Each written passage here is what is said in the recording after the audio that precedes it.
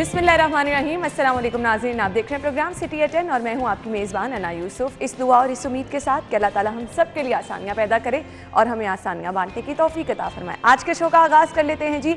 आज मौसम इंतहाई खुशगवार है, अल्लाह ताला का करम है, दूसरा रोज़ा है आज और रोज़ेदारों के लिए स्पेशल अल्लाह ताला ने मौसम को खुशगवार बना दिया है। तो जैसे जैसे आप हम दुआ गो हैं, माह मुबारक आगे जाता है, गर्मी की शिद्दत इसी तरह से कम रहे ताकि रोज़ेदार जो हैं अच्छे मौसम में अच्छे तरीके से रोज़े रख सकें। खैर, मौसम की डिटेल्स कुछ आगे चल के शेयर करेंगे, कुछ शहर के हालात भी हमने डिस्कस करने हैं। शहर की सड़कों पर रश की वजह से जिस तरह से शहरी परेशान हैं उसका तस्करा करना बहुत ज़्यादा ज़रूरी है, क्योंकि लोग इससे बहुत ज़्यादा परेशान हो रहे हैं। लोगों की परेशानियों में इजाफा हो रहा है, जहाँ पर हम देखते हैं कि जी घरों से निकल के 3-3 घंटे ऐसा हुआ है कि लोग अपनी मंजिल पे ही नहीं पहुँच पा रहे हैं।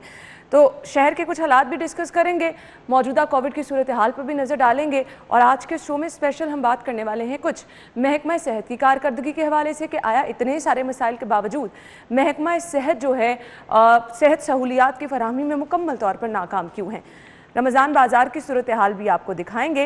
प्रोग्राम में आगे चल के ये सब चीज़ें हमने शामिल करनी है। आगाज़ कर लेते हैं आज के खुशगवार मौसम की डिटेल से।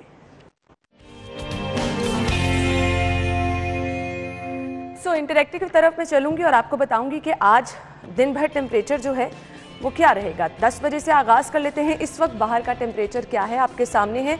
क्लाउडी है वेदर और मुख्तलिफ इलाकों में जब मैं सुबह आ रही थी हल्की फुल्की बारिश भी हो रही थी और टेम्परेचर इस वक्त 30 डिग्री सेंटीग्रेड रिकॉर्ड किया गया है। इसके बाद आज जी 12 बजे मौसम कैसे रहेगा। 32 डिग्री सेंटीग्रेड टेम्परेचर होगा और शहर पर बादलों का राज भी रहेगा।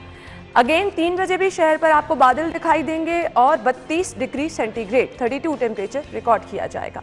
6 बजे का मौसम देख सकते हैं आप 30 डिग्री सेंटीग्रेड और एक बार फिर से शहर पर बादलों का राज रहेगा, यानी अफ्तारी के टाइम पे भी तकरीबन मौसम अच्छा ही होगा। 9 बजे का मौसम आपके सामने है जी। रात को टेम्परेचर होगा 26 डिग्री सेंटीग्रेड और वेदर होगा क्लाउडी, यानी आज जो है सारा दिन शहर लाहौर पर बादलों का राज रहेगा, यानी मौसम आज खुशगवार रहने वाला है। आगे चल के हम प्रोग्राम में आपको बताएंगे बाहर के मौसम के हालात भी क्या हैं। अभी आगाज़ कर लेते हैं टॉप स्टोरीज़ का। पहली खबर है तहरीक लब्बैक पर पाबंदी लगाने का फैसला। पाबंदी इंसदाद दहशतगर्दी एक्ट के तहत लगाई जाएगी।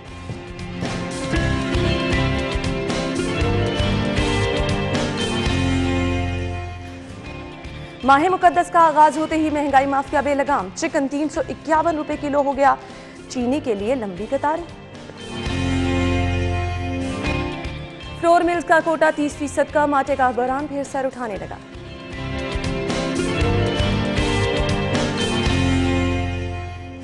मुखय्यर हजरात सरकारी स्कूलों का खर्चा उठाएंगे। मेरा स्कूल के नाम से प्रोग्राम का आगाज कर दिया गया।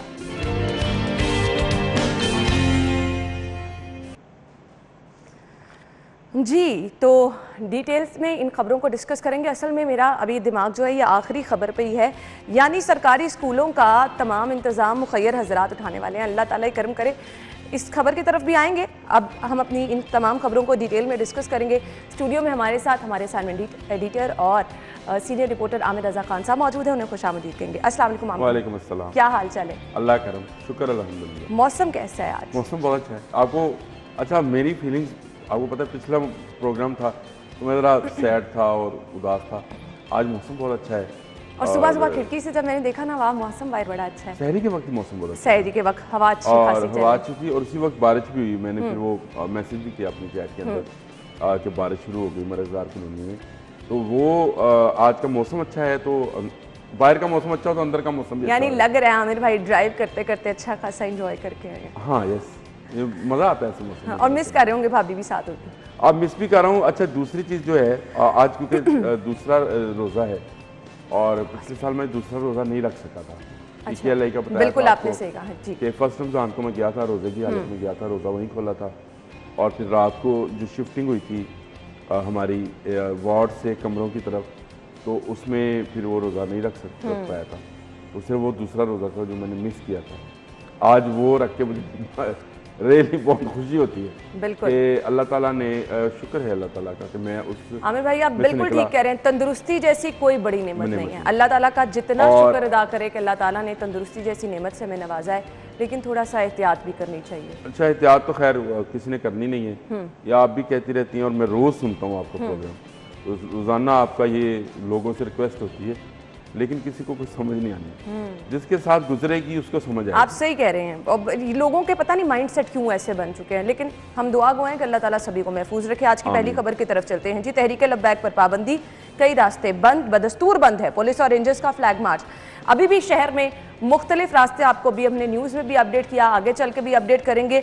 लोगों को बहुत ज़्यादा परेशानी है। माह मुबारक है, हम कहते हैं बार बार लोगों के लिए आसानियाँ पैदा करें। इस कदर मुश्किलात के लोग घरों से बाहर निकल रहे हैं और हालात इतने कशीद हैं। अन्ना समझने की बात है कि नबी अकरम सल्लल्लाहु अलैहि वसल्लम जो हैं ये रहमतुल लिल आलमीन बनकर आए। बिल्कुल। अच्छा, उनकी एक बड़ी ऑथेंटिक और जो सह सत्ता में हदीस मौजूद है, जो कि तमाम उलमा कराम जानते हैं कि अगर आप रास्ते में से पत्थर हटा दें बिल्कुल तो ये सबसे बड़ा सदका और जहाद की आखिरी शक्ल है। अच्छा, ये बहुत नेकी का काम है। इसके बावजूद हम लोग उन्हीं के नाम पर रास्ते बंद कर रहे हैं और लोगों पे पथराव, एम्बुलेंसेज जो हैं उनको रोक रहे हैं, पथराव कर रहे हैं, गाड़ियां तोड़ रहे हैं। ऐसी फुटेजेस हैं जो शायद हम दिखा भी नहीं पा रहे। दिल हिल जाता है वाकई, हम दिखा नहीं पा रहे। तो ये माहौल जब आप नबी करीम सल्लल्लाहु अलैहि वसल्लम की, जो कि रहमतुल लिल आलमीन, जो कि पूरी कायनात के लिए एक रहमत बनकर आए, उनके नाम पर करेंगे और अपने ही भाइयों को तंग करेंगे। बिल्कुल। तो मैं ये समझता हूँ कि ये किसी तरह से जस्टिफाई नहीं है। ठीक है, आपको जो इतराज़ है और जो आपको एहतजाज करना है आप ज़रूर करें, उसको रिकॉर्ड भी करवाएं, उसको पूरी दुनिया में पता भी चलना चाहिए। दूसरों के लिए ये मामला अज़ियत नहीं बनने चाहिए। दुनिया को ये पता चलना चाहिए कि हम कितने सेंसिटिव हैं नबी करीम सल्लल्लाहु अलैहि वसल्लम की ज़ात के हवाले से, लेकिन हमें ये मैसेज नहीं देना चाहिए कि हम पुरतशद्दद हैं। बिल्कुल ये मैसेज गया। आप क्या कर रहे हैं? आप अपने लोगों को नुकसान पहुंचा रहे हैं, अपने लोगों के लिए मुश्किलात पैदा कर रहे हैं। अच्छा, जिन पुलिस वालों को मार पड़ी बेचारों को, वो कौन लोग थे? मुसलमान हैं, नबी आखिर ज़मां पर उनका ईमान है और शायद वो हमसे अच्छे मुसलमान भी हैं। बिल्कुल। इसके बावजूद हमने ये नहीं ना आओ देखा ना था, जो जिसके हाथ लगा उसने उसको मार दिया। मैं ये समझता हूँ कि ये रवैया गलत है। दो पुलिस एहलकार शहीद हुए हैं। हुकूमत को पहले नोटिस लेना चाहिए था। ये अब नोटिस लिया जा रहा है। अब पहले उनके साथ मुज़ाकरात करते रहे, पहले उनके साथ आप डील्स और मुआहदे करते रहे और उसके बाद अब आकर आप जो है उसको कलअदम करार दे रहे हैं। तो ये पाबंदी जो है ये पहले लगा देनी चाहिए थी। चले, देर आए दुरुस्त आए। मैं समझता हूँ कि तरीके लब्बैक जो है उसके जो कारपरदाज हैं उनको भी अपने रवैये पर सोच, क्योंकि आपने ना सिर्फ सड़कों पर लोगों के लिए परेशानी पैदा की, अब खबर के मुताबिक जनरल अस्पताल में भी अफराद घुस गए, पुलिस की जानिब से इनको रोका गया। फिर मुख्तलिफ इलाकों में आपको ये भी स्टेप्स उठाने पड़े कि मोबाइल फ़ोन सर्विस मुअत्तल करनी पड़ी। यानी साथ साथ कोशिशें भी हमने देखा की जा रही हैं, लेकिन किस तरह से हालात को संभाला जाए, समझ से बाहर हो गई। नहीं समझ, अब तो हालात संभलना शुरू हो गए और हमारी पुलिस जो है उसने बड़ा ज़बरदस्त जो है वो रवैया अपनाया। उन्होंने ख़ुद तशद्दुद नहीं किया है। कुछ एक वाक़यात हैं जिसमें चले समझा जाता है कि उधर से भी तशद्दुद किया गया, लेकिन ज़्यादातर तहम्मुल का मुज़ाहरा किया। दो जो पुलिस एहलकार हैं वो शहीद हो गए और 568 के करीब जो है वो ज़ख्मी भी हुए। तो इससे आप अंदाज़ा कर सकते हैं कि पुलिस ने किस कदर तहम्मुल का मुज़ाहरा किया। गो मुझे पुलिस के अफसरान से ज़रा शिकायत है कि वो उन रोड्स पर फ्लैग मार्च करते रहे जहाँ पे कुछ नहीं था, जहाँ पे ना मुजाहिरीन थे ना कोई धरना था, वहाँ पर फ्लैग मार्च करने का हमें कोई फ़ायदा नहीं है। ये अंग्रेज़ दौर की एक रवायत है कि वो अपना फ्लैग जो यूनियन जैक है उसको लेकर घूमा करते थे ताकि लोगों में दहशत फैले और उनकी दहशत रखी जाए। पुलिस आज भी उसी काम पर लगी। जो आपका काम है आपने बड़े बेहतर अंदाज से किया। मैं पहले कह रहा हूँ जो पुलिस एहलकार हैं उन्होंने जिस तहम्मुल का मुज़ाहरा किया उसकी तवक्को नहीं थी मुझे पुलिस के साथ, लेकिन उन्होंने तहम्मुल का मुज़ाहरा किया ताकि इस मोब को जो है अच्छे तरीके से कंट्रोल किया जा सके। इंतज़ामिया को बर वक्त जो है इनको कंट्रोल करने के लिए काम करना चाहिए था, वो किया।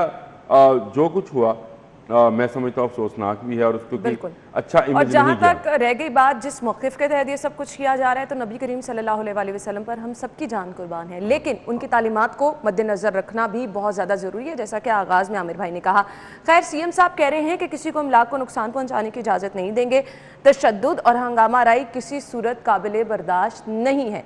रियासत का किरदार भी आमिर भाई इस तरह की सिचुएशन में फौरी प्लानिंग करना रियासत की रिस्पॉन्सिबिलिटी होती है, वो भी बहुत अहम होता है। देखिए, जब तरीके लब्बैक के सरबराह को गिरफ्तार किया जा रहा था उससे पहले प्लानिंग की जानी चाहिए थी कि ये हो सकता है, ये रिएक्शन आ सकता है।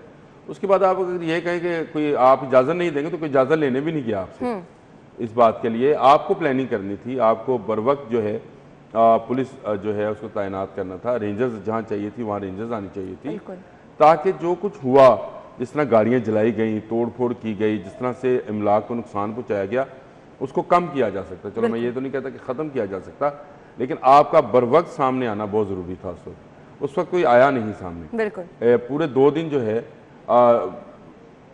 लोग एहतजाज करते रहे अपने तरीके के साथ, बिल्कुल, और उसके लिए किसी ने कोई पुरअमन रास्ता जो है वो और इख्तियार मैंने नहीं तो किया। सोशल मीडिया पर कुछ इस तरह की वीडियोस भी देखे हैं कि राहगीर बेचारे गाड़ियां रोक रोक के रिक्वेस्ट कर रहे हैं कि प्लीज हमें जाने का रास्ता दे दें, इतनी देर से हम ना आप गाड़ियों की बात करता हूँ, एम्बुलेंसेस का बिल्कुल जो सही मामला कह था, रहे हैं, बिल्कुल सही वो कह था, रहे हैं। और जो इमरजेंसी की गाड़ियां हैं ऑक्सीजन नहीं पहुंची है, बिल्कुल सही कह रहे हैं और कोविड के जो पेशेंट्स हैं, मैं क्योंकि खुद पेशेंट रहा हूँ तो मुझे पता है उनके लिए ऑक्सीजन क्या है, बिल्कुल उनके लिए जिंदगी है, बिल्कुल उसको हमने रोक के रखा सांस है है, उनके लिए, बिल्कुल उसको ऑक्सीजन को रोक के रखा है। तो मैं समझता हूँ कि ये गवर्नमेंट ने बहुत तखीर की, बहुत पहले ये एक्शंस होने चाहिए थे।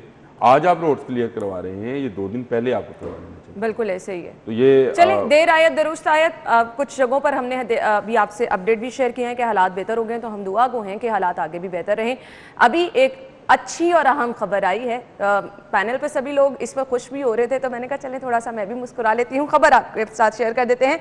पेट्रोलियम मसनूआत 2 रुपये फी लीटर तक सस्ती होने की तवक्को जाहिर की जा रही है, अभी सिर्फ तवक्को जाहिर की जा रही है। ओगरा की पेट्रोलियम मसनूआत की कीमतों में कमी की समरी, पेट्रोल 2 रुपये फी लीटर सस्ता करने की सिफारिश की गई है। डीजल की कीमत में 2 रुपये कमी की तजवीज़, पेट्रोलियम डिवीजन हुक्काम का ये कहना है। ओगरा समरी में पेट्रोल लेवी में इजाफा न करने की तजवीज़ की गई है। कीमतों में कमी 15 दिन के लिए तजवीज़ की गई है। ये अच्छी खबर है, यानी अंदाजा कर लें आप, छोटी छोटी खुशियां, यानी 2 रुपए कमी से सब लोग खुश हो रहे हैं, लेकिन चले खुशी तो होगी, खुशी होगी बिल्कुल, 15 दिन के लिए सही, बिल्कुल ऐसे। माह रमजान में 2 रुपए बचेंगे 1 लीटर के। नाज़रीन, हम अगली खबर की तरफ भी चलेंगे, ब्रेक के बाद ज्वाइन करते हैं।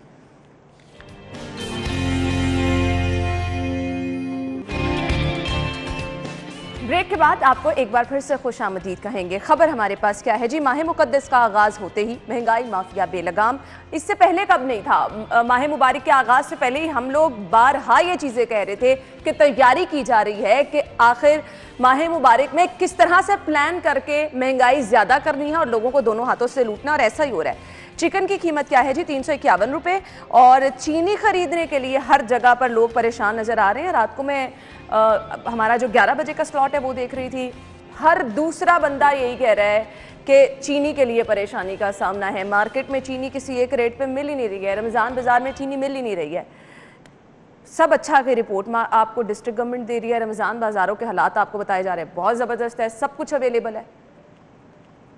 ये वो मुस्लिम है जिन्हें देख कर शर्माए यहूद। अब इस पर क्या करें कि रमज़ान जब भी आता है, हम 50 रुपये दर्जन वाला केला जो है वो कल 200 रुपये दर्जन तक पहुंचा हुआ था। फिर उसके बाद जो खजूर है उसकी तो कीमत ही ना पूछे, मैं तो खुद सुन के हैरान हो गया, यानी 80 से 90 रुपये पाव जो है वो मिल रही है। तो अंदाजा करें कि गरीब आदमी खजूर, जो कि कोई सुन्नत के मुताबिक अगर रोजा अफ्तार करना चाहे तो आप नहीं कर सकते, खजूर के साथ नहीं कर सकते, तो इतनी महंगा कर दिया फल को। फिर उसके ऊपर मैंने ना आपसे लास्ट वीक कहा था कि ये सस्ते रमज़ान बाज़ार, ये इतवार बाज़ार, ये असल में सस्ते कोरोना बाज़ार होंगे। सही क्या आपने, और मैंने अगर कहा था तो आप आज आपकी अखबार में वो तस्वीर साबित कर रही है कि मैंने गलत नहीं कहा था। कोई स्पेस नहीं है। और फिर आमिर भाई बार बार ये कहा गया है, आप लाइनें लगवा के लोगों को आटा देंगे, आप लाइनें लगवा के लोगों को चीनी देंगे, और आप लाइनें लगवा कर लोगों को मजबूर हैं, जोक दर जोक कोरोना देंगे। और वही हो रहा है। इसके बाद जो फैलेगा कोरोना, उसका कोई पुरसाने हाल नहीं। मैं वज़ीर आला पंजाब उस्मान बुज़दार साहब से दरख्वास्त करता हूँ कि ये इतवार बाज़ारों की और रमज़ान बाज़ारों की ड्रामेबाजी जो है, इसको खुदारा ख़त्म कर दें। ये कुछ नहीं है। आप दुकान पे, घर के करीब दुकान पर सस्ती अशिया फराहम करने का बंदोबस्त करें। आप अपनी रेट लिस्ट को जो है उस पर चीज़ें बकवाने का बंदोबस्त करें। ये काम ना करें। ये जो आप बाज़ार बनाते हैं वहाँ पे रश होता है। पिछले 1 माह से मैं इस बात पर आप लोगों को समझाने की कोशिश कर रहा हूँ, लोगों को भी कह रहा हूँ, मत जाएं। आमिर भाई, डिस्ट्रिक्ट गवर्नमेंट की जानिब से भी, गवर्नमेंट ने भी ये कहा चीज़ कि इंश्योर कराई जाएगी कि 70+ लोग जो हैं वो नहीं आएंगे। हमने कल भी लोगों को देखा, आज इस तस्वीर में भी देख सकते हैं कि कितनी बड़ी उम्र के लोग भी यहाँ पे मौजूद हैं, बच्चे भी साथ लेकर आ रहे हैं, कोई डिस्टेंस मेंटेन नहीं किया गया है। आप किस तरह कोविड को रोकेंगे? आप सस्ती चीज़ों की फराहमी के लिए लोगों की जिंदगियां दाव पे लगा रहे हैं। ये वाकई ऐसे ही, अभी तो चीनी की लाइनें हैं ना, आने वाले 2-4-5 दिनों में आप देखेंगे आटे की भी लाइनें, बिल्कुल सही कह रहे हैं आटे की भी लाइनें होंगी। कोई इसके ऊपर अभी तक कार्रवाई नहीं की। बाद में आप ये कहेंगे वज़ीर आला साहब के हम किसी को महंगी चीज़ बेचने की इजाज़त नहीं देंगे, तो उसका कोई फ़ायदा नहीं होगा। आपको बहुत अरसा पहले ये प्लानिंग करनी चाहिए थी कि मोहल्ले की दुकानों पर सब्सिडाइज रेट पर लोगों को अशिया फराम हो। ये जो माफिया है, महंगाई माफिया, उसको कंट्रोल किया जा आज सके। दूसरा रोज़ है, आप यकीन माने मुझे ये महंगाई वाला सिलसिला जो है ये रमज़ान के आखिर तक, इसके बाद तक मुझे नहीं ये कंट्रोल होता नज़र आ रहा। नहीं होएगा। मैं यकीन करें कल आमना के साथ वो लेने गया अफ्तारी के बाद फल वगैरह, मैंने कहा चलो फल ले आऊँ, कल चाट बना लेंगे, हिम्मत नहीं हुई। मैं मजाक नहीं कर रहा हूँ, सही कह रहे हैं आप। 250 रुपये किलो उसने कहा सेब, और वो सेब भी मेरे ख्याल है कोई दर्जा दोम या सोम क्वालिटी का होगा, और 200 रुपये दर्जन उसने कहा केला। तो रेट पूछकर मैंने 120 रुपये की खजूरें ली उससे आधा किलो। वो खजूरें जो कि इस काबिल भी नहीं थी, शीरे में डूबी हुई खजूरें थी, तो वो ली और मैं वापस आ गया। मैं यकीन करें मैं एक अच्छी जॉब पे हूँ, मेरे पास ऐसा नहीं है कि कुछ पैसे नहीं हैं, लेकिन आप सोचते हो कि यार ये अभी तो 50 रुपये दर्जन था, बिल्कुल एक दिन के अंदर ये 200 रुपये पे पहुंच गया, तो मैं क्यों इसको और बढ़ावा दूं?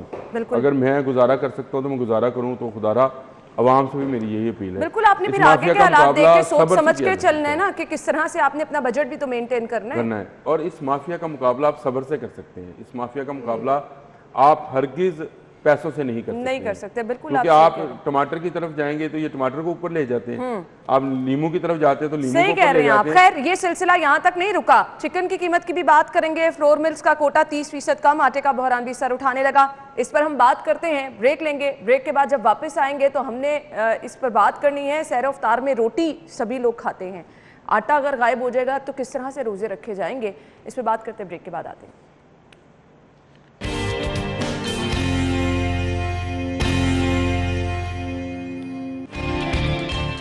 वेलकम बैक नाज़रीन। और प्लान करके ये सब किया जा रहा है कि माह मुबारक में जो चीज़ें ज़्यादा इस्तेमाल होती हैं, मतलब अगर आप घर में सहर इफ्तार के लिए कुछ बना रहे हैं, जैसे कि आमिर भाई लाहौरी तो ख़ास इस्तेमाल करते हैं, आपको चिकन चाहिए, चिकन महंगा, चलें चिकन की तो बात दूर है, रोटी तो आज सबने सहरी में खानी ही खानी है।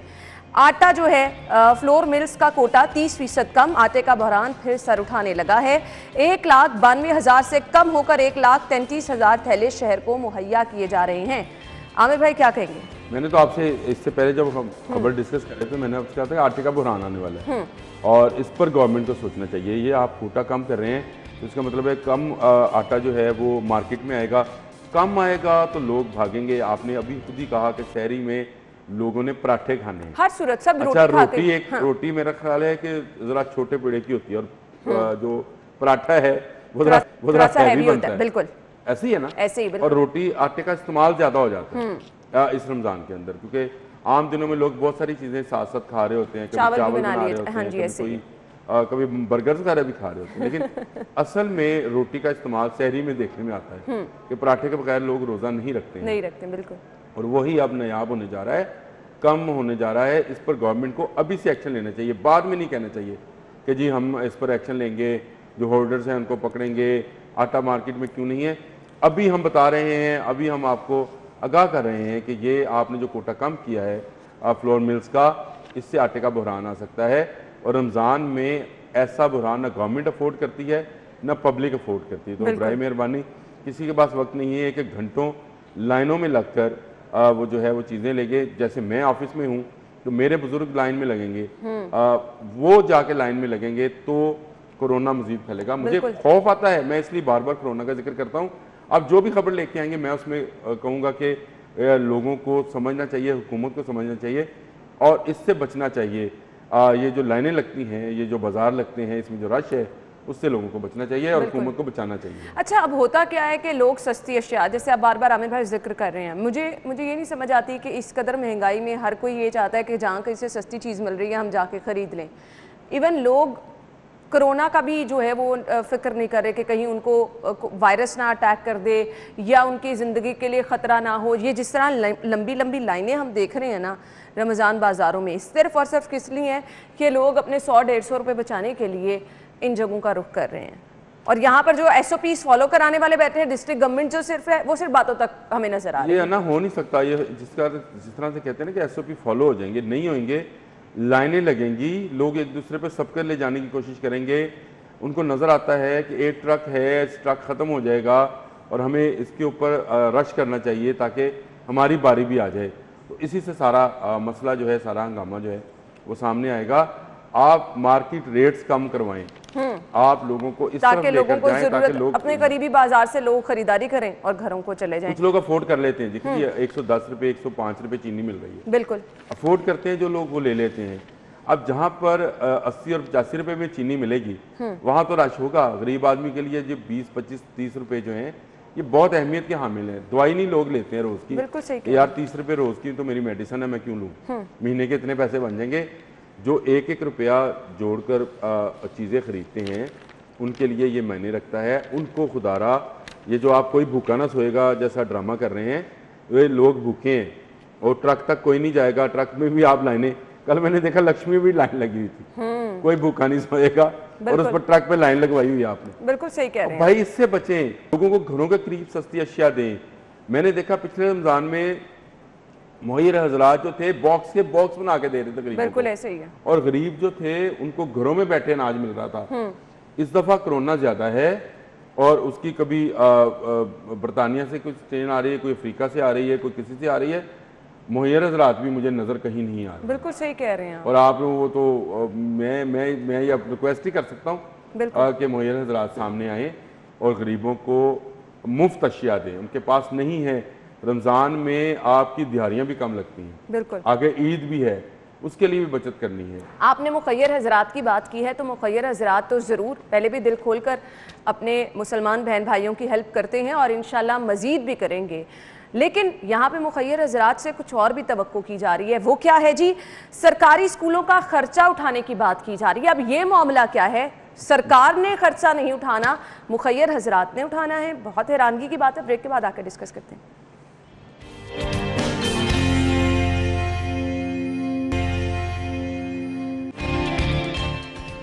ब्रेक के बाद आपको एक बार फिर से खुशामदीद कहेंगे जी। तो मुखय्यर हजरात सरकारी स्कूलों का खर्चा उठाएंगे। मेरा स्कूल के नाम से प्रोग्राम का आगाज कर दिया गया है। फिलहाल तो स्कूल बंद है और इतना अरसा तकरीबन 1 साल स्कूल बंद रहने के बाद भी मुखय्यर हजरात जो हैं वो स्कूल्स का खर्चा उठाएंगे। क्या किया जा रहा है तालीम के साथ? बड़े नारे लगाए गए थे। सत्यानाश किया जा रहा है। हम रो रहे थे कि गरीब आदमी को मुहैयर हजरात दें। बिल्कुल, यहाँ हुकूमत मांगने पे आई तालीम के लिए, और मुहैयर हजरात से अगर हुकूमत ले जाएगी तो गरीब आदमी क्या है? बिल्कुल। अब आप स्कूल्स भी कहते हैं कि वो भी जाके मुहैयर हजरात चलाएं। मुखय्यर हजरात अस्पतालों के मामलात देखें, क्योंकि हुकूमत अस्पतालों के मामलात कंट्रोल नहीं कर पा रही। मुखय्यर हजरात गरीबों को देखें। अब मुखय्यर हजरात तालीम का बीड़ा भी उठा लें। ये हेल्थ को भी ये कहते हैं मुहैयर हजरात देखें, और देख भी रहे हैं। बिल्कुल, जैसे गोहर इजाज साहब देख रहे हैं जिन्ना हॉस्पिटल को, और PIC फ्रेंड्स ऑफ PIC बनी हुई है, वो देख। मेरा ख्याल ये है कि इस हुकूमत को स्टेप डाउन करना चाहिए और ये मुल्क मुहैयर हजरात के हवाले कर देना। सही कहा आपने कि वो इस मुल्क को चलाएं, बेहतर तरीके से सिस्टम को चलाएं। कल को आपने रोड्स के लिए पैसे मांगने हैं मुहैयर हजरात से, फिर आपने रोटी के लिए मांगने हैं, फिर आपने सेहत के बड़े बड़े दावे किए, मुखय्यर हजरात की मदद से सब कुछ आप चला रहे हैं। लंगर खाने आपने बनाए, मुखय्यर हजरात की मदद से आप गरीबों को 2 वक्त की रोटी दे रहे हैं। आपने तालीम के लिए यकसा निज़ाम तालीम लेकर आना था। पता नहीं आपने क्या क्या तालीमी मैदान में इनकलाब के वादे दावे किए थे, अब ये भी आप मुखय्यर हजरात पे डाल रहे हैं। मतलब कुछ आप उन पे डाल दें मुहैयर हजरात पे, आप कुछ ना करें, आप कुछ ना करें, और आप कुछ ना करें और सिर्फ ये कहें कि मुहैयर आप सिर्फ ये बताएं कि मुआशी इशारिये हम कहां से कहां ले गए हैं, ऑपोजिशन ने क्या कर दिया, 2 सालों में क्या किया हुकूमत ने। तालीम में अगर कुछ हुआ है बता दें, सेहत में अगर कुछ हुआ है बता दें, कुछ आप कहीं नजर नहीं आ रहा। इंफ्रास्ट्रक्चर में कुछ हुआ है तो वो बता दें। बिल्कुल सही कहा। कोई बड़ी रोड बनाई है आपने, कोई बड़ी इंडस्ट्रियल स्टेट बना दी, कहीं पे कोई ऐसी इंडस्ट्री लगा दी जिससे आम लोगों को फायदा हुआ, कुछ 1 करोड़ नौकरियां, कुछ 50 लाख घर, क्या किया है? माँ सवाए बड़े बड़े पोस्टर्स लगाकर आप इफ्तिताह करने जाते हैं घरों के, और उसके बाद उसका कोई पुरसाने हाल नहीं होता है। इसके अलावा ये गवर्नमेंट ने कुछ नहीं किया। आमिर भाई जाने दें, मैंने तो कोई लोगों से भूखा ना यही सोए सुना है, के नाम बेरोजगार पे- हुए हैं, बेघर हुए हैं। कोई भूखा ना सोए के नाम पर एक फ्रॉड शुरू किया है ट्रक वाला, और उसमें से आप एक वक्त का खाना जो है लोगों को मांगने आमिर की भाई तरफ लगा रहे हैं, मुखैर लोगों को हजरात काम कर दे रहे हैं, वो भी मुखैर हजरात कर रहे हैं, पता नहीं मुखैर, छोड़ दें अब ये खबरें, मेरा दिल नहीं कर रहा। अच्छी खबर कर लेते हैं। और अच्छी खबर क्या है जी, 18 साल बाद कोई भी पाकिस्तानी खिलाड़ी जो है आईसीसी रैंकिंग में नंबर 1 पर आया। आपको पता चल चुका होगा, बाबर आजम की हम बात करें। आमिर भाई दिल खुश हो गया। मेरा अपना दिल खुश हुआ था, बहुत खुश हुआ। बिल्कुल। बाबर आजम प्लेयर भी बहुत अच्छा है, खेलते हुए देखने में उसको मजा भी बहुत आता है, और जिस तरह से स्ट्रोक्स खेलता है उसकी और फिर इंडियन खिलाड़ी का जब रिकॉर्ड टूट जाए देखिए, तो कमाल ही हो जाता है। इससे पहले एशियन ब्रैडमैन जो थे ज़हीर अब्बास वो थे, जुवेद मियादाद थे, मोहम्मद यूसुफ थे, और चौथे जो हैं ये हुए हैं। और विराट कोहली से उन्होंने क्योंकि ये मनसब छीना है, और विराट कोहली से मनसब छीनने का मतलब है कि हमने इंडियन फ्लैग को नंबर 2 पे किया है, बिल्कुल, पाकिस्तानी फ्लैग को नंबर 1 पे किया मैं वही कह रही हूं, ये सबसे बार बड़ी बार खुशी मैं होती है। आईसीसी की वेबसाइट खोलता हूँ और ये देख के खुश होता हूँ, और मेरे जैसे और बहुत सारे लोग होंगे जो ये देख रहे होंगे। बाबर आजम आपको सैल्यूट है, आपने क्रिकेट की दुनिया में जो है वो नाम पैदा किया है। अभी और बहुत सारी मंजिलें हैं। अभी विराट कोहली T20 में बैठा हुआ है, विराट कोहली टेस्ट पे बैठा हुआ है नंबर 1 की पोजीशन पे, और हमने इंशाल्लाह उससे ये पोजीशनें भी छीननी है। आप खेलें, खूब रन्स बनाएं, और लोगों में इसी तरह से रमजान में एक अच्छी खबर जो है। और आप यकीन माने, जिस तरह से सोशल मीडिया पर आजकल मैं देख रही हूँ, बाबर आजम हीरो बने हुए हैं, कौम के हीरो बने हुए हैं, खुशी होती है। बाबर आजम हीरो बिल्कुल। है। क्रिकेट की हद तक क्रिकेटर्स को क्रिकेट की हद तक हीरो रखना चाहिए। बिल्कुल, बस। ये एक तजर्बा भी हो गया हमें, बिल्कुल। और इंशाल्लाह ताला आइंदा मेरा ख्याल है क्रिकेटर्स को सिर्फ क्रिकेट खेलने की हद तक हीरो समझा जाएगा। बिल्कुल सही कहा आपने, लेकिन पूरी कौम फख्र करिए बाबर आजम पर। Thank you so much Babar Azam कि आपने मुल्क को, कौम का नाम जो है इस तरह से रोशन किया। थैंक यू आमिर भाई, बहुत बहुत शुक्रिया। नाज़रीन, हम चलते हैं ब्रेक की तरफ और ब्रेक लाइन्स देंगे और फिर आपको ज्वाइन करेंगे, हमारे साथ रहिएगा।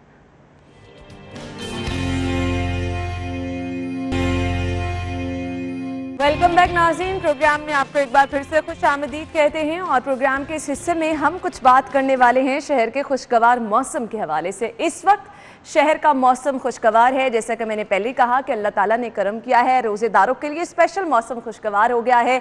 सुबह ही से शहर में ठंडी हवाएं भी चल रही हैं, बादलों का राज भी है, और हल्की फुल्की बारिश भी मुख्तलिफ इलाकों में हुई है। और प्रोडिक्शन भी ये की जा रही है कि महकमा मौसमियात की जानिब से कि आने वाले दिनों में हल्की बारिश का ये सिलसिला जारी रहेगा। शहर का मौसम इस वक्त कैसा है ये आपको बताएंगी सादिया खान, जो कि इस वक्त बाहर मौजूद हैं। सादिया, बताइएगा मौसम इस वक्त कैसा है, क्या सूरत हाल है मौसम की बाहर?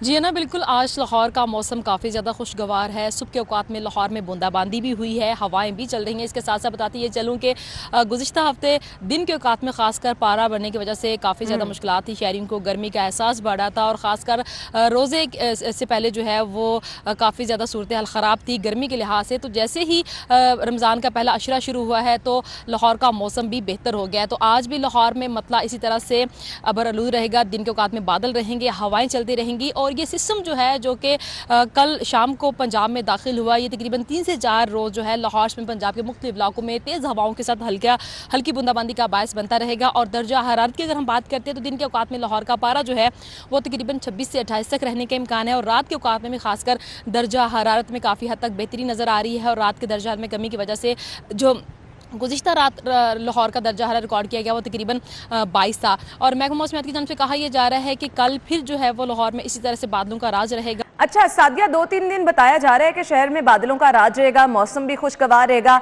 तो क्या कोई तेज बारिश की पेशगोई की जा रही है रोजेदारों के लिए? ये खबर है कि मौसम बहुत ज्यादा खुशगवार हो जाएगा, क्या प्रेडिक्शन की जा रही है? एक्चुअली जो अप्रैल में सिस्टम दाखिल होते हैं पंजाब में उनमें नमी कम होती है, जिसकी वजह से बारिशों की पेशगोई जो है वो कीद हो जाती है। सिस्टम दाखिल होते हैं पंजाब में, उनमें नमी कम होती है, जिसकी वजह से बारिशों की पेशगोई जो है वो कीद हो जाती है, लेकिन कोई अच्छी खास जो बारिशें हैं वो नहीं होती हैं।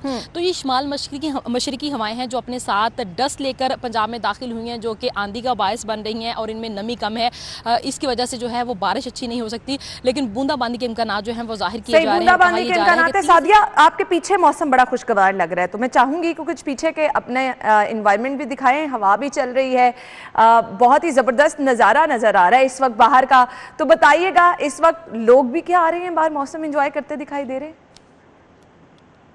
जैसे कि आपको पता है कि कोविड की वजह से तमाम जो पार्क हैं वो शहरियों के लिए बंद है, तो इसकी वजह से भी लोग नहीं आ पा रहे थे। वैसे भी अब रमज़ान का आगाज़ हो गया है, तो शहरी जो है वो शाम के औकात में खासकर जो है वो तफरीह के लिए या रोज़े के बाद जो है वो वॉक वगैरह के लिए निकलते हैं। अभी अगर हम बात करते हैं मौसम के लिहाज से, तो मौसम तो खुशगवार है, लेकिन रोज़े की वजह से शहरी जो है वो घर से बाहर नहीं निकल सकते। लेकिन बहुत ज़्यादा अच्छे असरात जो है वो लोगों के मूड पर पड़ रहे हैं, क्योंकि एहसास ये हो रहा था कि रमज़ान का पहला अशरा जो है वो गर्म गुजरेगा, लेकिन महकमा मौसमियात ने अप्रैल के आगाज़ के साथ ही कहा था कि अप्रैल का पहला हफ्ता जो है वो उसमें दर्जा हरारत ज़्यादा होगा, जबकि रमज़ान का पहला अशरा जो है उसमें दर्जा हरारत बेहतर रहने के इम्कान बताए जा रहे थे। और कहा यह जा रहा है कि 10 रोज़े जो है वो अच्छे गुजरेंगे, लेकिन उसके बाद जो है कहा यह जा रहा है कि लाहौर और पंजाब के मुख्तलिफ इलाकों में एक बार फिर जो है वो पारा बढ़ेगा, जिसकी वजह से रोजेदारों को काफ़ी ज़्यादा मुश्किलात का सामना हो सकता है।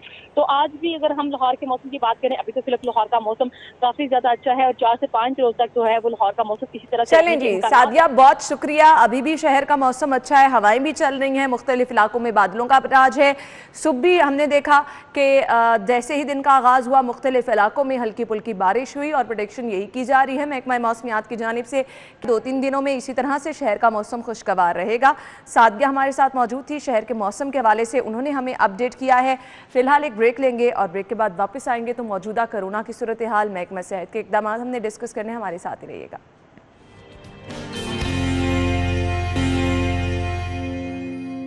ब्रेक के बाद आपको प्रोग्राम में एक बार फिर से खुशामदीद कहेंगे। प्रोग्राम के इस हिस्से में हम डिस्कस करने वाले हैं एक इंतहाई अहम चीज़ जो कि आप लोगों के साथ शेयर करना इसलिए भी ज़्यादा ज़रूरी है कि मैक्सिमम हम चाहते हैं आप तक इन्फॉर्मेशन पहुंच सके ताकि आप लोग एहतियात कर सकें। अब शहरियों को होना है खबरदार भी होशियार भी, क्योंकि अब ये जो अफ्रीकन टाइप जो है यहाँ पर कोरोना वायरस की देखी जा रही है शहर में, क्योंकि 5 अफ्रीकन शहरी यहाँ पर आए हैं और उनमें कोरोना वायरस की तशखीस हुई है। अब वायरस की ये किस्म कहा जा रहा है कि पहले यूके वाला जो वायरस यहाँ आया था उससे भी ज़्यादा शिद्दत से फैल सकती है, उससे भी ज़्यादा ख़तरनाक है। ऑलरेडी हमारे अस्पतालों में जगह कम पड़ चुकी है। ऑलरेडी हर रोज़ आपके साथ शेयर कर रहे हैं कि मरीज़ बिलक रहे हैं, अद्वियात के लिए मरीज़ बिलक रहे हैं, ऑक्सीजन सिलेंडर अवेलेबल नहीं है, वेंटिलेटर अवेलेबल नहीं है, अस्पतालों की कैपेसिटी नहीं है कि मरीज़ों का इलाज मुआलजा किया जा सके। उस पर अगर आप कह दें कि हुकूमत इकदाम कर रही है तो हुकूमत क्या इकदाम कर रही है वो भी आपके साथ हमने कल शेयर किए जी। हुकूमत की जानिब से कोरोना के मरीजों की जान बचाने वाला इंजेक्शन जो है उसकी खरीदारी रोक दी गई है। हुकूमती इकदाम तो ये हैं, हालात ये किस तरह से पैदा हो रहे हैं, किस तरह से अफ्रीकन शहरी यहां पर आए और यहां पर वो खतरनाक स्ट्रेन भी पहुंच चुकी है, क्योंकि आपके एयरपोर्ट पर टेस्टिंग की फैसिलिटी ही मौजूद नहीं है। आपके सिख यात्री अपनी मजहबी रसूमात की अदायगी के लिए वाघा के रास्ते शहर लाहौर में आए हैं, वहां पर टेस्टिंग की कोई फैसिलिटी नहीं, तो फिर आपके इकदाम कहां स्टैंड कर रहे हैं? कैसे आप कोरोना के फैलाव को रोक सकते हैं? ये बहुत बड़े सवालात हैं, इसका जवाब देने के लिए कोई तैयार नहीं। इक़दामात की अगर बात की जाए तो वो सिर्फ और सिर्फ यहाँ तक किए जा रहे हैं कि मरीजों के लिए उनकी ज़िंदगियाँ जो हैं वो भी तंग की जा रही हैं। इस तमाम तर सूरत हाल पर हम बात करने वाले हैं। हमारे साथ हमारे मेहमान मौजूद हैं, डॉक्टर अशरफ निज़ामी साहब, उन्हें खुशामदीद कहेंगे। अस्सलाम वालेकुम सर। अस्सलाम वालेकुम वेरी मच। क्या हाल चाल है आपके? बहुत मेहरबानी, आपके वक्त का भी बहुत बहुत शुक्रिया। मैं तो सबसे पहले डॉक्टर्स को खिराज तहसीन पेश करना चाहती हूँ। आप लोग फ्रंट लाइन पे मौजूद हैं, आप लोग टीवी चैनल्स को भी टाइम दे रहे हैं, लोगों की रहनुमाई करने के लिए भी मौजूद हैं। खतरा बहुत ज़्यादा बढ़ता चला जा रहा है।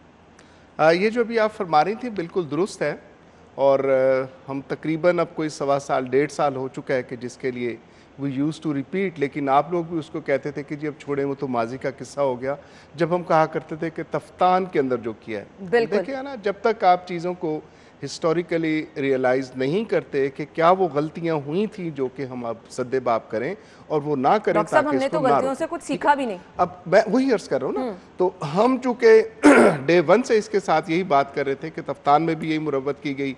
अभी आप रिलीजियस इसके लिए बात कर रहे थे, again it was a religious जो कि वहाँ से आए थे, और मजहबी रवादारी और मजहब की खातिर जान सारी, ये सारा हमारा एक वतीरा सा बन गया, और वो अल्लाह का करना हुआ। वो जो लोग आए हैं, एग्जैक्टली वो लोग आए हैं, और फिर हमने जो भुगता वो आपके सामने था। मई, जून, जुलाई, आई होप कि लोगों को भी याद होगा कि उस वक्त कैसे और क्या हुआ था। ये एक अलग बात है कि कहते हैं कि दुनिया मर जाएगी अगर इफ आई एम अलाइव, तो मैं समझता हूँ सब चीज़ सब अच्छा ही है। लेकिन अब जो थर्ड वेव आई है ना, इसके अंदर तो अब कोई ख़ानदान ऐसा नहीं रह गया कि उसका शख्स इस कोरोना की वबा के साथ मुतासिर ना हुआ। लेकिन बदकिस्मती हमारा करना यह है कि हमारे हुकूमती अकाबरीन जो हैं उन्होंने सीखना तो दरकिनार, एक मतलब मेरी तरह टीवी पे बैठ के आके अच्छा भाषण दे जाते हैं। हमें बदकिस्मती कि हमें वो अच्छे भाषण या उन भाषण के ऊपर मतलब क्रिटिसाइज शायद करना नहीं आता, या ये इनडिफरेंट एटीट्यूड है हुकूमत का कि उसके साथ जो उन्होंने ये जारी व सारी रखा हुआ है और वो चलते जा रहे हैं। अभी जैसा आप फरमा रही थी कि अभी सिखों को भी आने दिया, लोग कि जब ब्रिटेन की जो आई थी यूके की स्टेन का, और सारी दुनिया ने ये किया हुआ है कि जब आप आओगे तो आपको 2 हफ्ते के लिए in isolation you have to stay.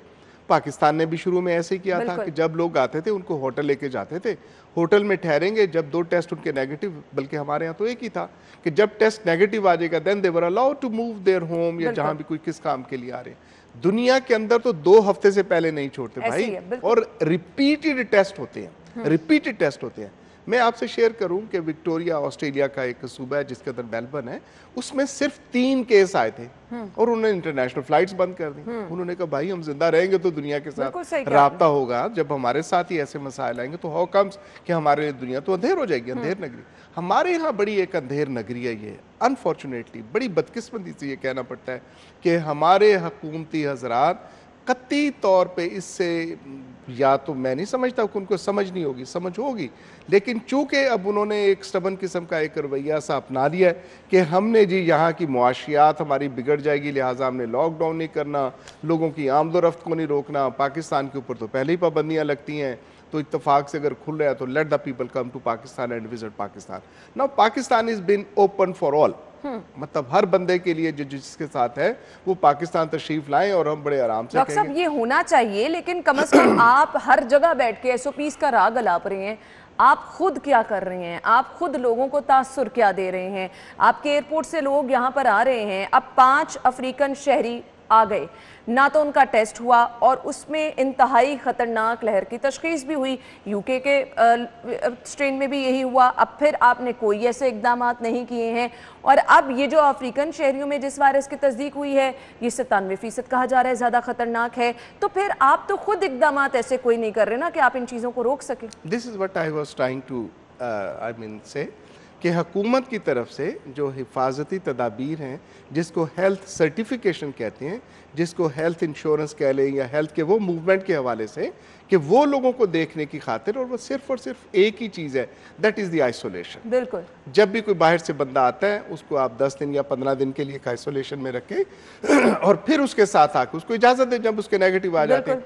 अब बदकिस्मती से पाकिस्तान के अंदर ऐसा नहीं है, तो भुगतेगा कौन, मैं और आप, या यहाँ के बेचारे ना किसी ने गए ना किसी ने भी सोचा नहीं है वो।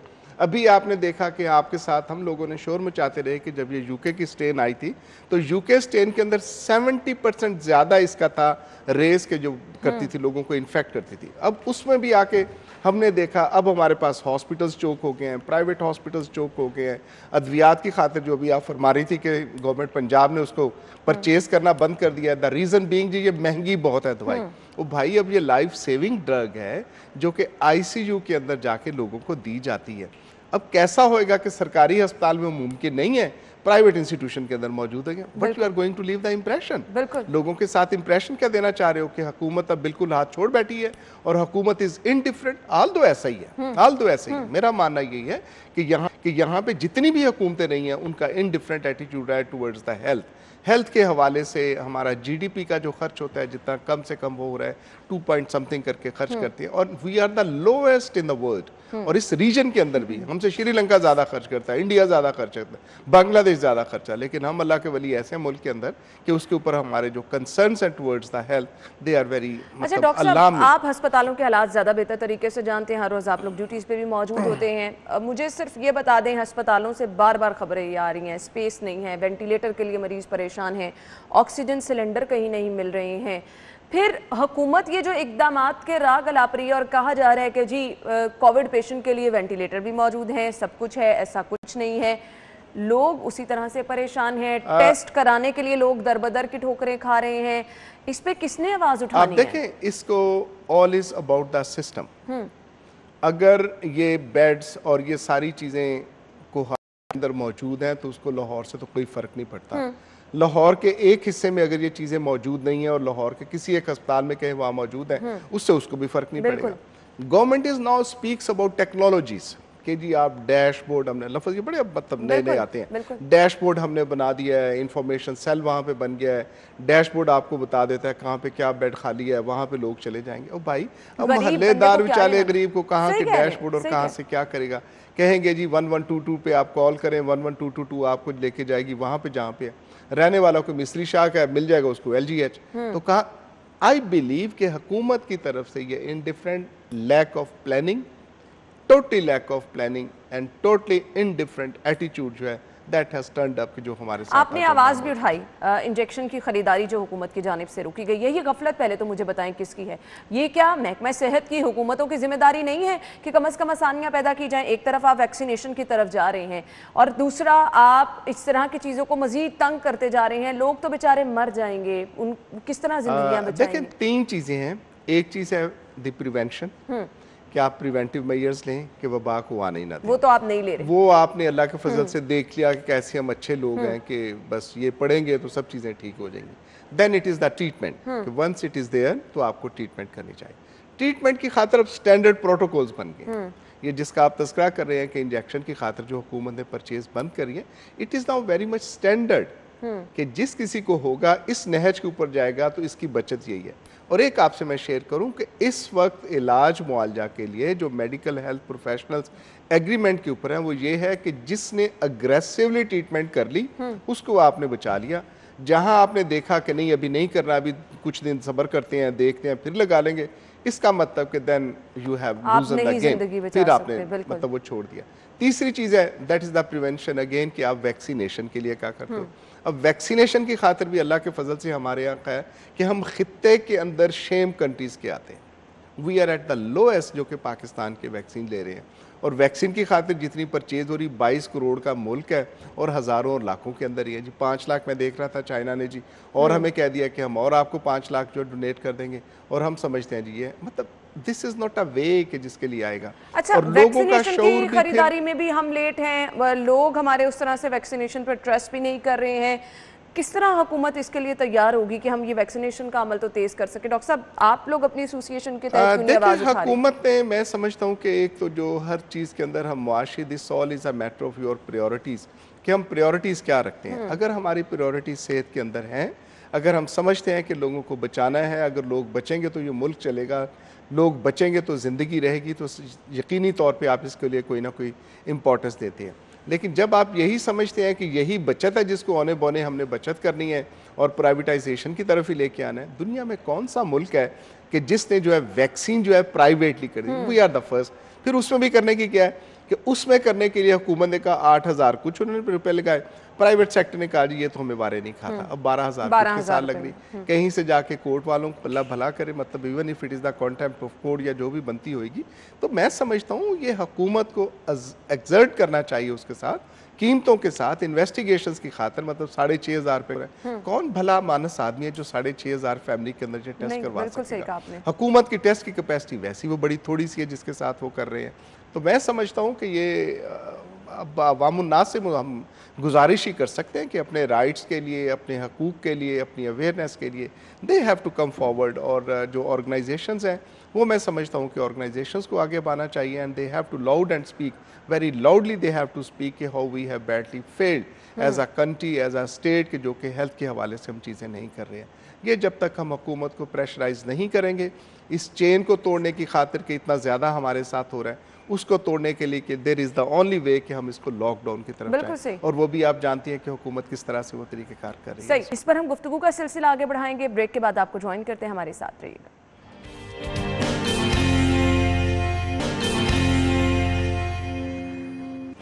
ब्रेक के बाद आपको खुश आमदीद कहेंगे और ब्रेक पे जाने से पहले अपडेट शेयर की है। डॉक्टर साहब, हर रोज़ केसेस बढ़ रहे हैं, हर रोज़ अब एक ही दिन में 24 घंटों में 28 अमवात हो जाना। एज ए हेल्थ प्रोफेशनल क्या समझते हैं जो इतनी तेज़ी आ रही है? ऑल दो हम देख रहे हैं लोगों के रवैये भी चेंज होने को नहीं आ रहे हैं, इस कदर शिद्दत से कोविड फैल रहा है, क्या वजह आप समझते हैं? देखिए, लाहौर के अंदर जो पॉजिटिविटी रेट है इट इज़ नाउ अबाउट 19-21% के करीब जा रहा है। मैं हैरान हूँ कि सरगोदा के अंदर 75% पॉजिटिविटी। बिल्कुल, अगर और हम टेस्टिंग बढ़ाएंगे तो देन वी विल सी कि ये पॉजिटिविटी रेट बहुत है। अभी जो आम हम जिंदगी में देखते हैं कि अब कोई शख्स खानदान का ऐसा नहीं रहा कि जिसके खानदान के अंदर 2, 4, 6 केसेस नहीं होंगे। और जबकि हम कहते हैं कि टेस्टिंग भी वो आता है जब जिसके अंदर सिम्टम्स ज़्यादा आ जाती हैं, अदरवाइज तो लोग टेस्ट करवाते ही नहीं है। अब हुकूमत को अगर करने की ज़रूरत हो, अगर हुकूमत कंसर्न हो, तो यकीनन कि ये रैंडम कहते हैं कि मतलब जैसे जाके देखे कहीं भी जगह पे और फिर टेस्ट करके और फिर बताए कि कितने लोग जो हमारे मुआशरे के अंदर ये प्रिवेल कर रहे हैं। मैं आपसे एक बात शेयर करूँगा। एक तो ये लोगों को जान लेना चाहिए कि it is not the recommendations of the government और so on, now only there is the way कि वो अपने आप को खुद बचाएं। खुद बचाने की खातिर जो सो कॉल्ड हम SOPs कहते हैं, हाथ धोएं, मास्क का इस्तेमाल करें, सोशल डिस्टेंसिंग रखें, ये 3 ही चीज़ें हैं जिनसे आप बच सकते हो। उससे बढ़ के जो दूसरी चीज़ है, now it is the vaccination, जो भी टूटी फूटी हमारे यहाँ मौजूद है। People say that they have the reluctant to go for the vaccination. तो मैं आपके तवज्जुह से यही गुजारिश और यही पैगाम देना चाहूँगा कि they should must have the vaccination. सभी को जब करवानी तक है। वैक्सीन नहीं लगती आप अपने आप को इससे बचा नहीं सकते। मुझे सिर्फ ये बता दें, बहुत सारे लोग ये भी सवाल करते हैं कि अच्छा वैक्सीन के बावजूद भी कोरोना हो रहा है, तो फिर वैक्सीन का फायदा आपको क्या होगा? आप देखिए, मैं एक पढ़ते होंगे आप भी FAFSC के अंदर, जो शैले और कीट्स थे, उन्होंने कहा अब जिंदगी का मकसद यही है कि तुमने मर ही जाना है तो मर जाओ। I mean it is not a way कि आप ये समझो कि अगर हम कहते हैं 76% इसकी पॉजिटिव आ जाती है, जो बचत के साथ है कि 100 आदमियों को हमने लगाई, उसमें से 76 जो लोग हैं या 80-84 डिफरेंट इनके साथ आती हैं। लेकिन जो भी हुकूमत ने और जो दुनिया ने ये बनाई हैं, they are giving the positive, उसका इम्पैक्ट आ रहा है। उससे जब 80-100 बंदों में से बच जाते हैं तो मीन भाई वो तो ठीक हो गए। अब किसी को ये नहीं पता ना कि मैं लगा रहा हूँ तो मुझे ये इफेक्टिव होगी, आप लगा रहे हो नहीं इफेक्टिव होगी। और फिर ये कहना कि जी मतलब वो पुराने ज़मानों में थे ना, लोग बाहर लेटते थे, क्या फ़ायदा बिस्तर उठाने का रात को तो फिर करने। तो ये एटीट्यूड मैं समझता हूँ ये गैर जिम्मेदाराना है। अभी अवामुन्नास को भी ये समझना चाहिए कि अगर ये कर दी, जैसे भी आई जूँ भी आई, अगर हमारे साथ मौजूद है, काइंडली गुजारिश है कि आप वैक्सीन लगाएं, वैक्सीन लगवाएंगे। और फिर एक आपसे मैं एक और चीज़ करूं कि अगर वो शख्स जिसने वैक्सीन, एक तो ये है कि आप ऑलरेडी इन्फेक्ट हो गए और आपने वैक्सीन लगवा ली, जब आप जैसे वज़ीर आज़म साहब के साथ हुआ, मतलब वेरी अनफॉर्चुनेटली वज़ीर आज़म साहब वाला जो इंसिडेंस हुआ है कि already he was having the symptoms और वहाँ वैक्सीन लगा दी गई, वेयर एज के ऐसी हालत में वैक्सीन नहीं लगाई जाती। वो गलती हुई, जो भी उनकी मेडिकल टीम थी उनसे ओवरलुक हुआ, गलती हुई, दानिस्ता गैर दानिस्ता, या लोगों को प्रमोट करने की खातिर वज़ीर आज़म साहब ने लगाई। लेकिन अगर किसी शख्स को वैक्सीन लग गई है और वैक्सीन के बाद उसको खुदा न खास्ता ये वायरस का अटैक होता है, तो वो कदरे कम होता है, उसकी सिवेरिटी वैसी नहीं होती, को कम से कम खतरा जिंदगी को मतलब बचने की खातिर सिवेरिटी वैसी नहीं होती जैसे कि नॉर्मल उसके साथ होगा। सो हैविंग सेड कि एक तो अपने आप को बचाएं, जो हम कहते हैं कि 3 चीज़ें, जो हाथ धोएं, मास्क पहने, prevention, that is one. Secondly कि अभी जो अवेलेबल हमारे साथ वैक्सीन है, अगर इस्तात वाले लोग हैं तो वो लगाएं। वैसे तो अल्लाह का फजल ऐसा है कि इस्लामाबाद के अंदर आपको देखा कि cold chain was not been maintain vaccine की खातिर, तो उसकी एफिकेसी क्या रह जाएगी अगर उसकी कोल्ड चेन इन्होंने मेंटेन नहीं रखी है।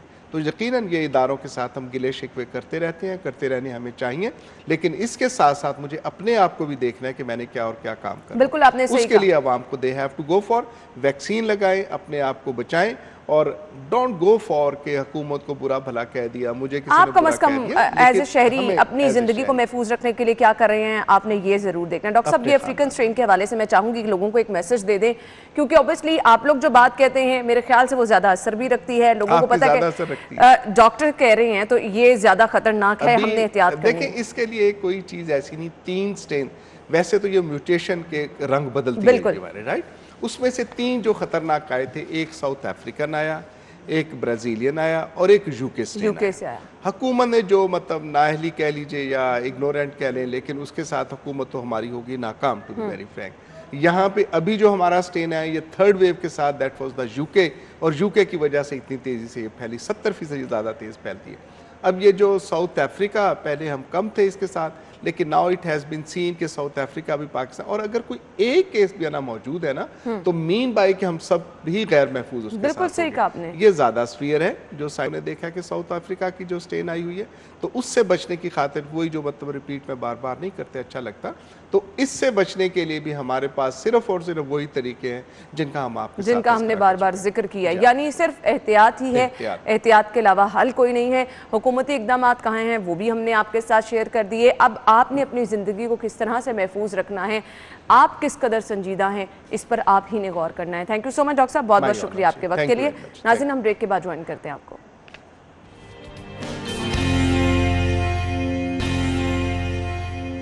ब्रेक के बाद आपको एक बार फिर से खुशामदीद कहेंगे। प्रोग्राम के इस हिस्से में हम डिस्कस करने वाले हैं कि आया करियर काउंसलिंग है क्या, एक स्टूडेंट के लिए इसकी अहमियत क्या है, किस तरह से आपको ड्यूरिंग अपनी स्टडी अपने लिए चीज़ें प्लान करनी चाहिए, कितना ज़्यादा ज़रूरी है, क्योंकि बहुत सारे स्टूडेंट्स ऐसे हैं कि अपनी तालीम जब मुकम्मल कर लेते हैं उन्होंने एज सच कोई प्लानिंग नहीं की होती, अपना कोई गोल नहीं बनाया होता, जिसके लिए फिर उनको बाद में परेशानी का सामना करना पड़ता है।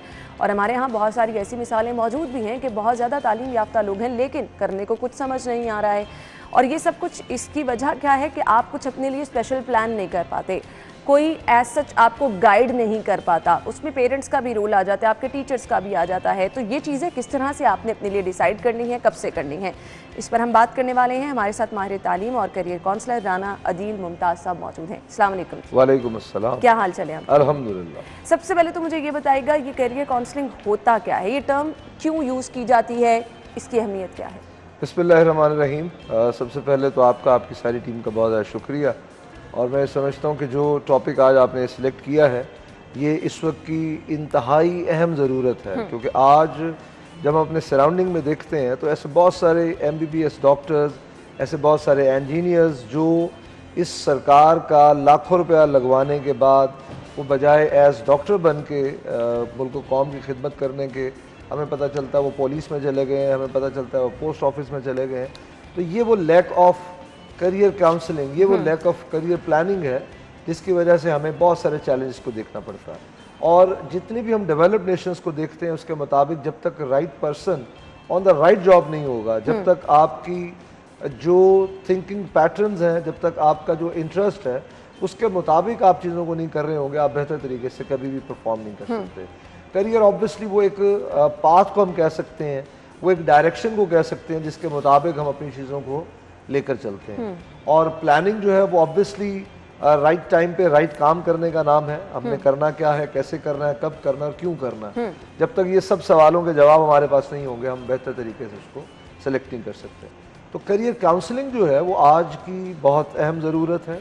और मैं समझता हूँ कि ये सिर्फ तालीमी इदारों का काम नहीं है, बल्कि जैसे जिस तरह से आज के प्रोग्राम में आपने एक सेगमेंट रखा बाकायदा तौर पे, इस तरह से राय आमा कायम करके, इसी तरह वालिदैन को गाइडलाइंस देकर हम बेहतर तरीके से अपने बच्चों के साथ डिस्कशन के साथ उनके ट्रैक रिकॉर्ड्स को देखकर, उनके जो परफॉर्मेंसेस हैं उनको देखकर। आपने कहा बच्चों की परफॉर्मेंस को देखे, लेकिन अक्सर हम ये देखते हैं कि हर पेरेंट्स का एक ख्वाब होता है हमारा बच्चा फलां डॉक्टर बन जाए, इंजीनियर बन जाए। आपके बच्चे की कैपेसिटी वो नहीं है, बल्कि आर्ट्स में बहुत अच्छा परफॉर्म कर सकता है। यहाँ से ही आपके बच्चे की सलाहियतें दबना शुरू हो जाती हैं। ये चीज़ें किस तरह से पेरेंट्स को देखनी है? वालिदैन असल में जो खुद नहीं बन पाते, मेरा ख्याल है कि उनको लगता है कि वो नहीं बन पाए तो उनके बच्चे बन जाए। ये बड़ी ज़्यादती है। और ज़रूरी नहीं है कि हर बच्चा अपनी ज़िंदगी में डॉक्टर बन के कामयाब होगा, इंजीनियर बन के कामयाब होगा। और जो आम तौर पर हमारी सोसाइटी में इस वक्त प्रॉब्लम है, चचा से पूछ लिया जाता है, मामू से, ताया से, अम्मी से, अब्बू से, उस बेचारे बच्चे या उस बच्ची से नहीं पूछा जाता कि तुम क्या करना चाहते हो और कैसे परफॉर्म करना चाहते हो। उसका बड़ा आसान सा तरीका है। एक बच्चा अगर ये समझता है कि उसको डॉक्टर बनना है तो हमें देखना होगा कि उस बच्चे ने 8th क्लास में जो साइंस सब्जेक्ट्स थे उसमें कितने मार्क्स लिए, मैट्रिक में कितने मार्क्स लिए, आगे चल के उसने FSC में अगर वो कह रहा है कि मैंने FSC प्री मेडिकल करना है क्योंकि मुझे डॉक्टर बनना है, तो थोड़ा उसका ट्रैक रिकॉर्ड देखना पड़ेगा, थोड़ा उसका देखना पड़ेगा कि पिछले 4 सालों में इसने कितनी मेहनत की है, और उसके मुताबिक उसके साथ बैठ के फैसला किया जाएगा। और खुदारा हमारे वालिदैन को, असातिज़ा कराम को ये बात समझनी चाहिए कि अगर आज एक गलत डिसीजन हो गया, मतलब एक चाइनीज़ फिलोसोफर का बड़ा खूबसूरत एक स्टेटमेंट है कि journey of 1000 miles starts with a single step. तो अगर वो एक सिंगल स्टेप ही गलत हो गया तो फिर हम जितना मर्जी स्पीड पे चलने की कोशिश करेंगे, क्योंकि हम रॉन्ग डायरेक्शन में हैं, तो हम कहीं नहीं पहुंच पाएंगे।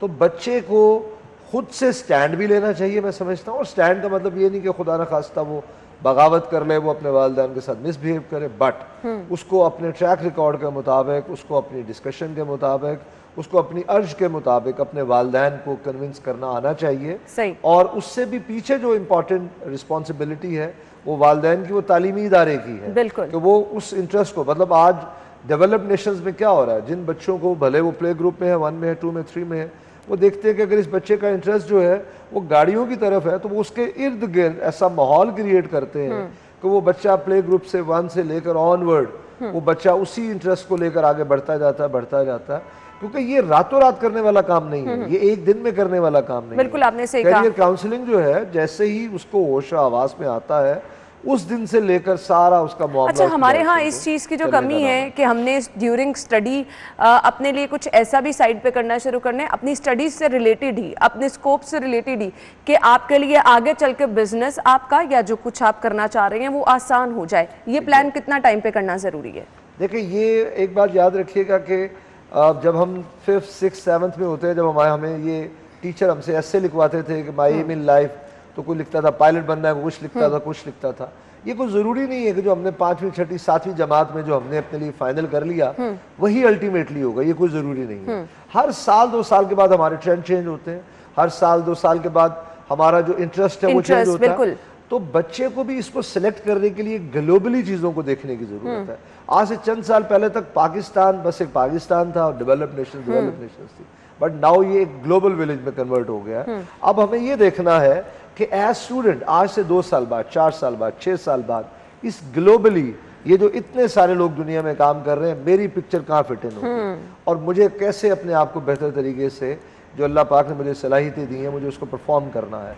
तो उसके लिए हमें बहुत सारा स्टडी करने की ज़रूरत है, उसके लिए हमें बहुत सारे ऐसे लोगों से मिलने की ज़रूरत है जो ऑलरेडी इस फील्ड में है, और अपने इंटरेस्ट के मुताबिक चीज़ों को फ्रॉम डे 1 करने की ज़रूरत है ग्रेजुअली, ताकि हमें अंदाज़ा होता जाए। समटाइम हमें लगता है कि ये फील्ड मेरे लिए अच्छा है, बट आफ्टर 5, 6, 7 मंथ्स उससे रेलेवेंट के लोगों के साथ मिलने से हमें लगता है कि नहीं, ये मैं शायद इसमें इतना बहुत अच्छा परफॉर्म नहीं कर पाऊंगा या पाऊंगी। तो हमें ग्रेजुअली हर वक्त इसको लेकर चलने की ज़रूरत है, और सबसे पहले हमें खुद सोचने की ज़रूरत है कि मेरा क्या इंटरेस्ट है। आज आप बच्चों से जब डिस्कस करते हैं, बाद में तो खुद ही नहीं पता चल रहा होता, ऐसे ही है। तो अगर खुद ही मुझे नहीं पता तो मैं आपको कैसे कन्विंस करूंगा कि मेरे लिए ये बेहतर है। बिल्कुल। तो ये स्टेप बाय स्टेप सबका करने वाला काम है। यानी इसमें पेरेंट्स का भी रोल है, इसमें टीचर्स का भी रोल है, और सबसे ज्यादा खुद स्टूडेंट्स का रोल है। बहुत अहम रोल है। आपने देखना है कि आपका इंटरेस्ट क्या है, आप उसके लिए कितने एक्टिव हैं, आप उसके लिए कितनी मेहनत कर रहे हैं, ताकि आप खुद अपना गोल सेट करके बाद में उसको अचीव करने के लिए मेहनत भी कर सके। थैंक यू सो मच, बहुत बहुत शुक्रिया आपके वक्त के लिए। नाज़रीन, इसी के साथ ही प्रोग्राम का वक्त पहुंचे अपने इख्तिताम को। आप अपना बहुत सारा ख्याल रखिएगा, इजाज़त दीजिए, अल्लाह हाफ़िज़।